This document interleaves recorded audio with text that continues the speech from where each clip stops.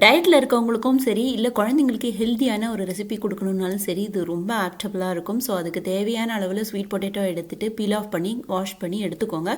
அதை chips great பண்ணுற ஒரு இதில் வச்சு நல்லா கிரேட் பண்ணி சிப்ஸ் ஷேப்பில் எடுத்துக்கோங்க. இப்போ இதில் கொஞ்சமாக ஆலிவ் ஆயில், சினமன் பவுடர், ஒரு பிஞ்ச் ஆஃப் சால்ட் அதில் போடுங்க. அது வந்து ஸ்வீட்டை என்ஹான்ஸ் பண்ணுறதுக்காக தான் பிஞ்ச் ஆஃப் சால்ட் வந்து இதில் நம்ம ஆட் பண்ணுறோம்.